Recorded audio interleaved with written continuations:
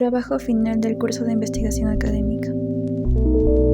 Presentamos el tema, la interrogante y nuestra hipótesis. Como primer argumento, analizo cómo uno de los principales efectos negativos de la pandemia en el ámbito educativo fueron los problemas de acceso al conocimiento.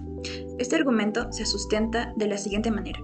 Para comenzar, Arriola señala en el 2020 que la pandemia y su digitalización deterioró el aprendizaje, dejando a estudiantes y profesionales con una formación parcial y por lo tanto con un conocimiento fragmentado.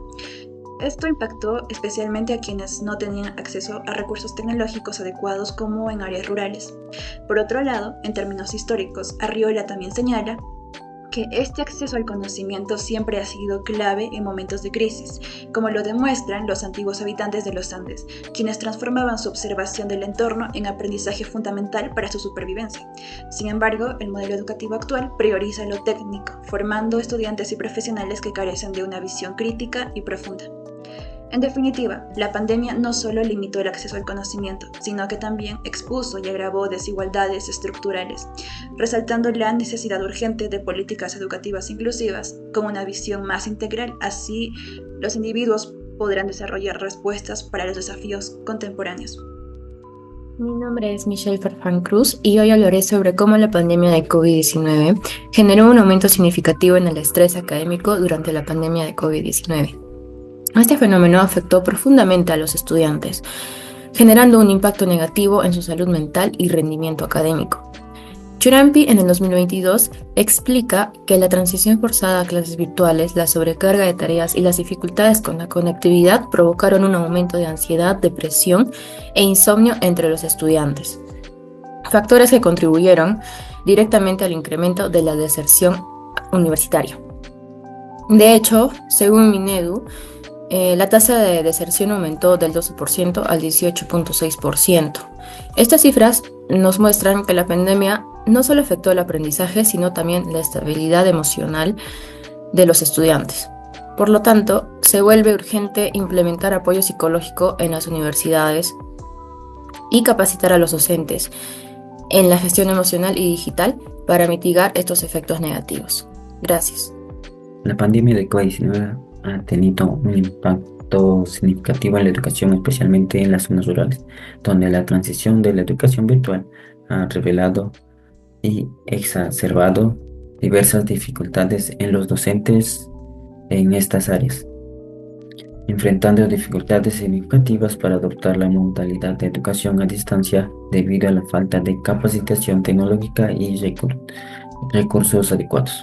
Además de la virtualización forzada ha presentado retos para docentes como para estudiantes.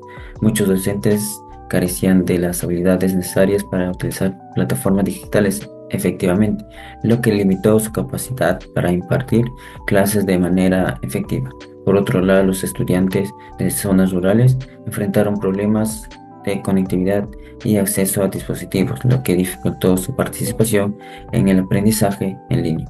En el año escolar 2021, estas limitaciones y desafíos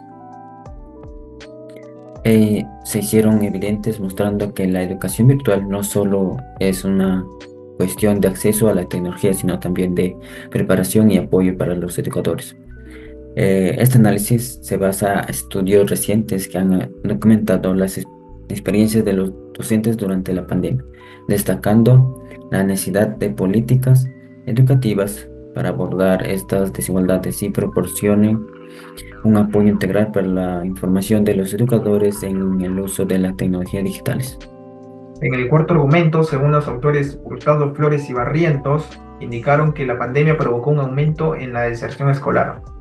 En los años 2020 a 2022, el cierre prolongado de las escuelas obligó a millones de estudiantes y docentes a adaptarse a una nueva modalidad de estudio a distancia.